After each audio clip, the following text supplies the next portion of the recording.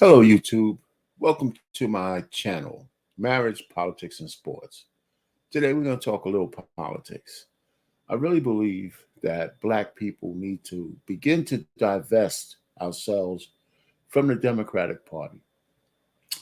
So, I wrote a piece that I'll probably put in the comment section, a link to the piece. It's a one pager that I like to write. And the title of this one pager is A Case for Black Independence from Any Political Party. So I'm not an advocate for the Republicans at all. But let me just tell you what I'm thinking. Fear is false evidence appearing real. That's a good acronym for fear. And one of the things about Black people is I think we vote Democratic because we've been conditioned to think that they have our best interests in mind.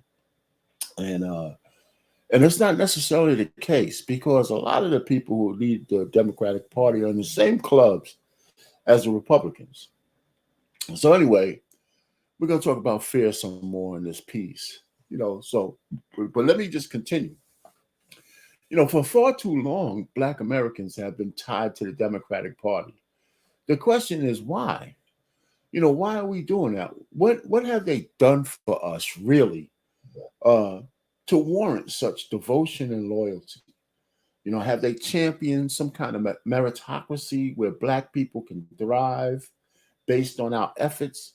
Or have they been champions of victimization culture that traps Blacks into, just trying to trap Black people, especially our minds, into believing that forces of oppression are keeping us from fulfilling our potential? Do they champion economic empowerment for Black Americans or government handouts, especially those policies that promote broken families? The ones that Black women have chosen to take Section 8 money as long as they don't have a man in the house. Those kind of policies still exist in one shape, form, or fashion. Do Black Americans follow Democrats because of liberalism, extreme anything goes? Even though a great deal of our elders were conservative. What has changed? What has made us so weak and so devoted to these people? So many Black Americans are not aware that the Southern Democrats were the majority of slavers. Those weren't Republicans, they were mostly Democrats. Nor do they know that Abraham Lincoln was a Republican. He was no friend or lover of Black people, but however, he knew the Republic, America, could not stand if slavery were allowed to exist into the future. So he knew there was something more important than just having white people beat the shit out of Blacks for hundreds and hundreds of more years. So his compromise was and continues to be the flaw in the 13th Amendment, because the 13th Amendment allows the power structure to enslave Blacks under the guise of making them prisoners. For whatever reason, there's a loophole in that law that needs to be closed. And the Democrats are no champion of making an amendment to close that loophole. So one of the, the loophole actually promotes having Blacks as chattel slavery for private prisons and those kind of things. So it's a big hole in a constitution, and we don't talk about it enough.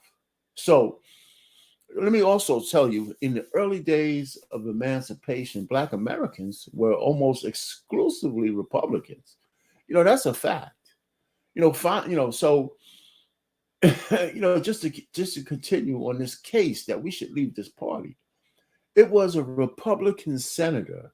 His name was Everett Dirksen, who garnered enough Republican votes to break a 100-day filibuster spearheaded by Southern Democrats against the civil rights the Civil Rights Act of 1964.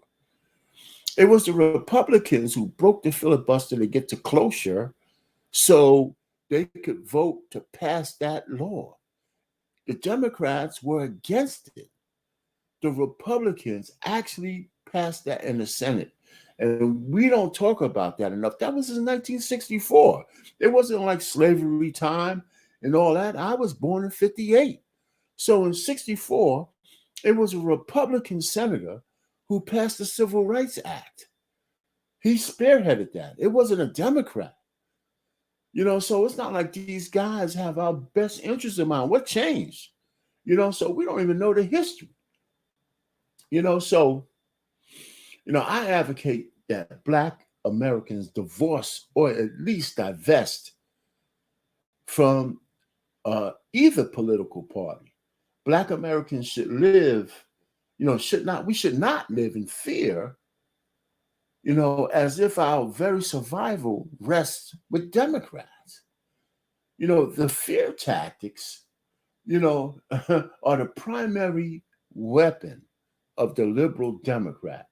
We gotta convince these Black people that if they don't vote for us, their world will come to an end. That's absolute bullshit, man. It is. And we got to come to grips with that. We need both parties to vie for our votes. They gotta hustle, and they gotta win our votes. We gotta stop, voting for the lesser of two evils, because both of those evils are born of the devil. So that's my opinion on it. So if you look at elections, especially on a national level, the independent voter is the one who really makes a difference. And I think Black people underestimate our power. I think we can be the spearhead of an independent movement.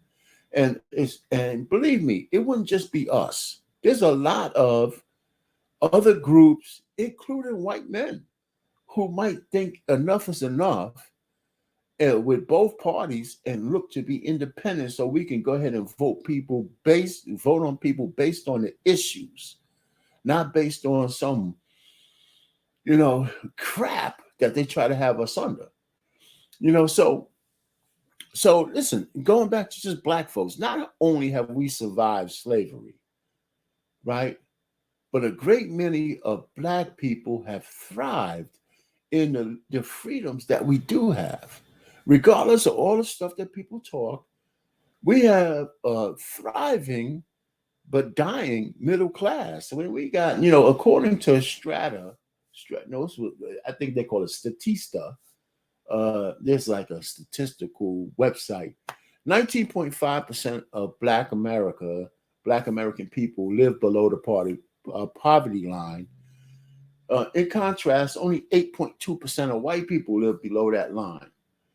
But however, we just can't say racism, is the only factor that makes those numbers so bad, right? Because we've been free, but we're not training our people to learn how to capitalize on the freedom that they do have, especially if so many Black people are stuck in the victim Olympics.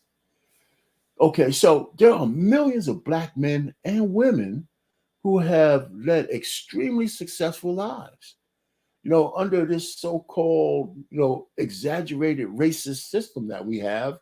We have a fair amount of people who are successful, so many of those millions make 3 to 5 times or more than the average so-called privileged white man who makes like $55,000 a year. So how can that be? Right? How can that be? I'm saying, could it be that your individual drive matters, your determination, your willpower, the effort it's the effort that makes the difference for each one of us. It's not the system. It's how we want our lives to turn out. Very few of us were born with silver spoons in our mouths. So the point is that Democrats did not help us be successful. That political party didn't help us be successful. The Republicans didn't help us be successful. We did that based on our own determination and grit. We need to take full advantage of that. We don't need either party to succeed. We need good policy. That's what we want. That's what we need. Not the beholden to the Democrats and those guys in clubs that we can't, participate in. The worst thing that can happen to Black Americans is genocide. And there's only one political party that champions eugenics against Black people, and that's the Democrats, right? The eugenic program is called abortion on demand. So I don't want to, segue down that path without taking a breath, because this piece is not about abortion. However, we need to talk about that, because even though it's a choice, I don't believe abortion should have ever been on demand. It should have been for those edges, those circumstances where there was rape, there was incest, the life of the mother, those kind of things where you could pinpoint that, carrying a kid to term, even if the kid was severely defective in the womb, and you knew that the quality of life would be below a certain level, I would say that those are like the four things that probably could warrant an abortion. But having abortion as birth control, I completely disagree with. Now, here's why. Since 1973, the passage of Roe v. Wade, almost 20 million Black babies have been aborted, right? And we were 13% of the population back in 73. Guess what? We're still 13% of the population. So now, how does that really relate? But because if you really think about it, the when they take a census, the amount of numbers in your population, it matters to the census, right? So if we stay at 13%, as opposed to being somewhere around 25% of the population now, or maybe even a little more, you can see how our power has been dissipated, has been stagnated by abortion. So I did some numbers. I checked out a link about the top 10 reasons for the death, of death for Black Americans. The number one killer of Black Americans is obesity. It's heart disease, and heart disease is mostly brought on by people being too fat. So that's one of them. I'm not a slim guy, so I'm one of those guys in that risk factor. So I've been working on it, and I hope to get my life back in order. But let me also tell you that death by white cop is not even on the list. It's not even on the list. That's how low that is on the totem pole of things that kill Black Americans. So we got to stop believing this bullshit that we're under some kind of duress. The number one killer is heart disease, but it really should be abortion, because by far those 20 million kids that have been murdered from 1973 until now, it makes a difference in our standing in this country. It just does. So like I said, I'm not an advocate that a woman shouldn't have a right to choose, but there should be some governors on what they're choosing. None of us have free reign to do whatever the hell we want. Nobody. So when you live in a republic, you can't have free reign to just decide anything you want. I don't agree with that, because nobody else does. Nobody else has that kind of freedom. Anyway, so another thing about the Democratic Party that I kind of don't like is that the party is a party of anything goes.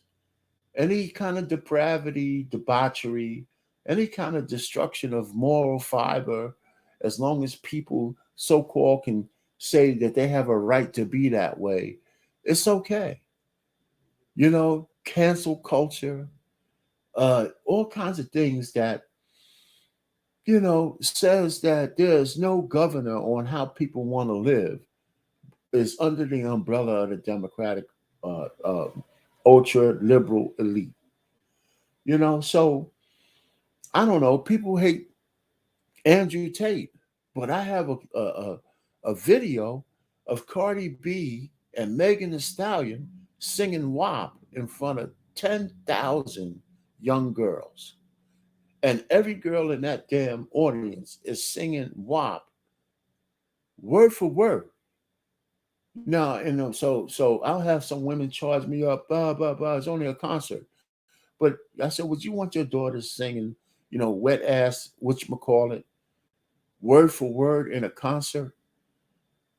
It's not just music. They're singing it. They know it word for word. That makes people, it's just not good. And then this so-called savior, Biden, you know, he's really no friend of black people. He doesn't change spots that easy. He was on the steps trying to deny black kids to segregate schools. Biden was there. He opposed it. I'm old enough to see Biden when he, raped Anita Hill up and down the coast. That's a black woman. I don't see how only black women are for this dude, but he raped Anita Hill up and down. And then when we talk about crime, he has a presentation talking about putting more cops in the street so he can lock up black people from your neighborhood. A guy like that doesn't change his spot. He's just finessing everybody. So I don't understand this. I don't understand this crazy obsession with the Democratic Party by black people. There's enough evidence to say that they're no friend of ours. And then there's a couple of recent things. There's the Kyrie Irving situation where everybody came against him because he posted a link to this Black Negroes to Jews thing that's readily available on Amazon. And then the ADL comes after him, but they don't say anything to Jeff Bezos. They don't say anything to Amazon selling it to millions of people. Kyrie didn't write it. He didn't produce it. He just linked to it. And all of a sudden, he's the worst man. And what makes it worse is they had a list of things to flog him publicly that he had to go through to become a man. But it wasn't on him. They were trying to show that if you're black, no matter how much money you have, we could put you on a whipping post and whip your ass for all the rest of the slaves to see. I don't see how anybody can't be upset about that. I lay that at the feet of the Democrats too. So anyway, so we got this issue with this ungodly allegiance to the Democratic Party, and it's killing us. I mean, matter of fact, we're like a generation away from complete irrelevancy as a black subculture because of the anything goes policies of the Democratic Party. We need to get out of there and we need to split our votes and make both Republicans and Democrats fight for them or champion an independent party that we could all be proud of, that we could all start to put planks on there like getting rid of private prisons, fixing a loophole in the 13th Amendment, revamping the child support system because the child support system is broken. When they took away 50-50 custody, every state makes money off of making men, pay child support. And I say men because almost 90% of the women get custody of the kids just because they're women.